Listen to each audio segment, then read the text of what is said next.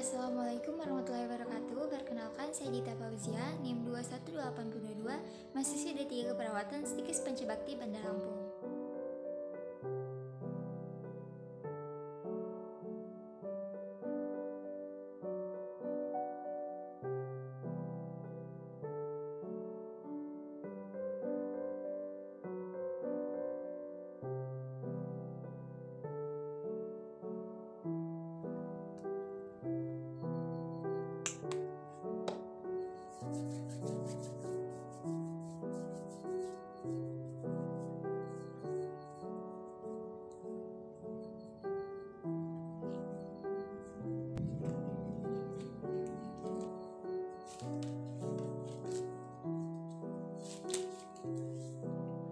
Selamat pagi Ade, perkenalkan saya perawat Dita yang bertugas pada shift pagi hari ini mulai pukul 8 sampai 12 siang nanti.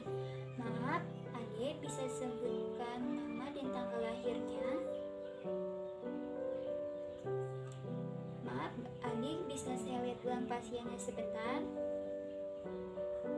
Sudah benar ya Adik, dengan Adik Ahmad tanggal 12 September tahun 2005.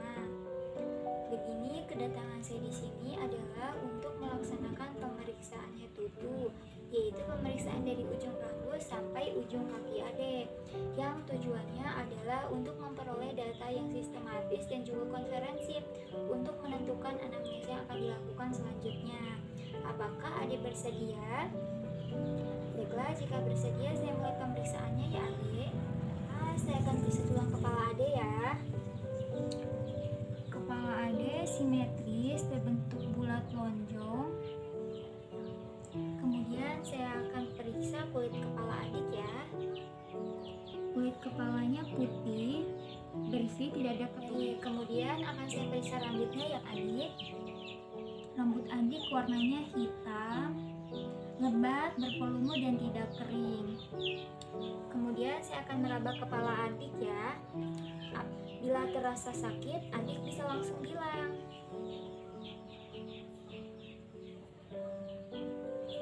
Baiklah, karena tidak ada yang terasa sakit, berarti tidak ada luka dan tidak ada lesi. Kemudian saya akan periksa bagian wajah Adik ya. Wajah Adik simetris, agak lonjong, warna kulitnya putih kemerahan. Sekarang akan saya usap wajah Adik ya. Bila terasa sakit, Adik langsung bilang. Karena tidak ada yang sakit, berarti tidak ada luka, lebam, atau lesi pada wajah Adik ya. Baiklah, selanjutnya saya akan periksa mata Adik ya. Bentuknya bulat, tampak simetris, dan warnanya hitam kecoklatan. Bagian skleranya putih. Dan coba Adik sekarang perem. Kelopak Adik juga simetris. Kemudian coba sekarang Adik berkedip ya. Sekarang saya periksa konjungtivanya. Konjungtivanya normal ya Adik. Adik tidak kekurangan darah. Sekarang saya akan periksa pupil Adik ya menggunakan penlight atau senter. Baik, pupil Adik mengecil ketika mengenai cahaya dari penlight ini. Kemudian selanjutnya saya akan memeriksa daya akomodasi mata Adik ya. Sekarang Adik merem sebelah, kemudian Adik saya bisa melihat ini. Ikuti bagaimana benda ini bergerak ya Adik. Selanjutnya kita periksa ketajaman pasien menggunakan Snellen chart. Nah, setelah pemeriksaan ketajaman mata menggunakan Snellen chart selesai, kita periksa apakah pasien buta warna atau tidak menggunakan buku Ansari.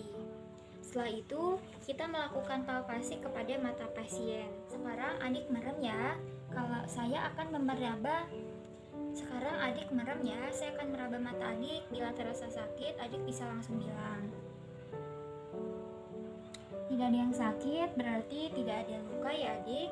Kemudian saya akan membersihkan lubang hidung Adik ya, menggunakan spekulum hidung.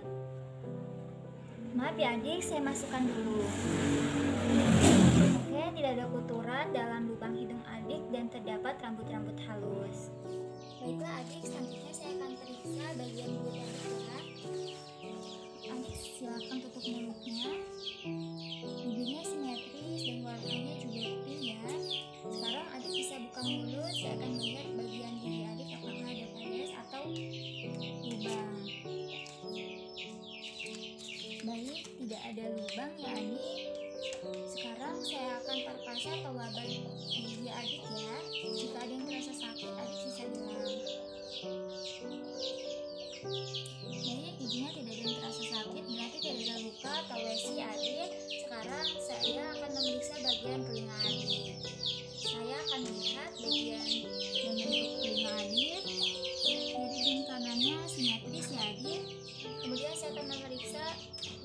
telinga adik menggunakan spekulum telinga.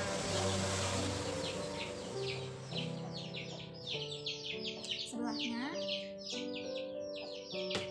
oke, ternyata ada sedikit kotoran, nanti bisa adik bersihkan ya. Kemudian selanjutnya saya akan melihat bagian leher adik ya. Sekarang adik bisa saya bantu untuk duduk. Mari adik.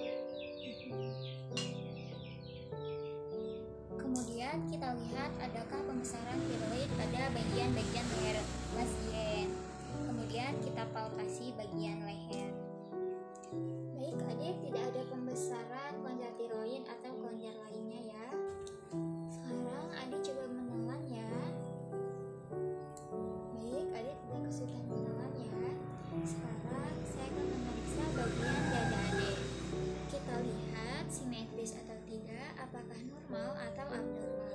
Kemudian kita juga periksa bagian punggung pasien. Di sini kita lihat simetris atau tidak, ada tanda abnormal atau tidak. Kemudian adik sambil ngomong 77 ya, sambil saya palpasi. Baik, sudah, adik bisa berbaring kembali. Kemudian akan diauskultasi atau didengarkan bunyi pada dada pasien. Kita auskultasi bagian dada pada paru-paru untuk mendengar pernapasan pasien. Kita tempelkan pada bagian paru-paru, pada bronkus, dan pada trakea. Kemudian kita auskultasi bunyi jantung pada bagian pulmoner dan juga pada aorta dan trikuspid. Baik, bunyi jantung dan pernapasan adik normal ya. Kemudian selanjutnya akan saya periksa bagian abdomen adik ya. Kita lihat apakah bagian abdomennya simetris atau tidak, dan adakah cedera, luka, atau lesi pada bagian abdomennya.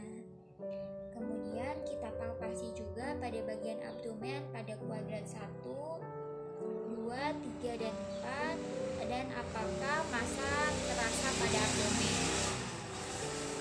Kemudian kita perkusi juga pada bagian abdomen apakah ada distensi atau massa pada abdomen. Baik, abdomen ade normal ya. Kemudian saya akan auskultasi pada bagian ade untuk mendengar bisik usus.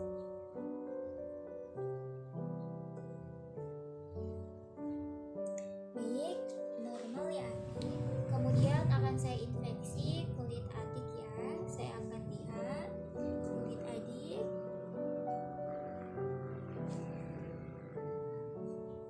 Warna kulitnya putih, lembab, dan tidak ada luka atau edema ya adik. Selanjutnya saya akan ukur suhu tubuh adik ya, apakah normal atau tidak. Maaf adik, saya taruh di ketiak ya.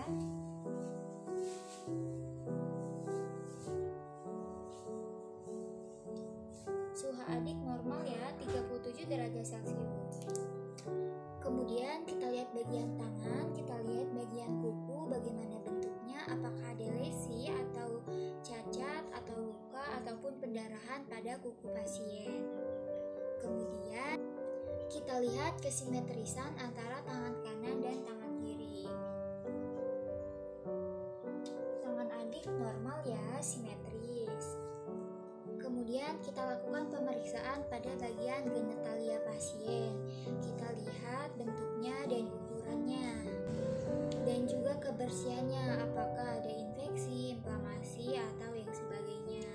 Kemudian selanjutnya kita lakukan pemeriksaan pada bagian ekstremitas bawah. Kita lihat bagaimana bentuknya, apakah simetris atau tidak, apakah ada lesi atau luka pada bagian ekstremitas bawah, dan juga kita cek peregangan ototnya, apakah ada fraktur atau tidak, dan jangan lupa kita juga periksa bagian kuku pada kaki atau ekstremitas bawah pasien. Baik adik, sudah selesai dilakukan pemeriksaannya secara menyeluruh. Sekarang bagaimana perasaan adik setelah dilakukan pemeriksaan tersebut?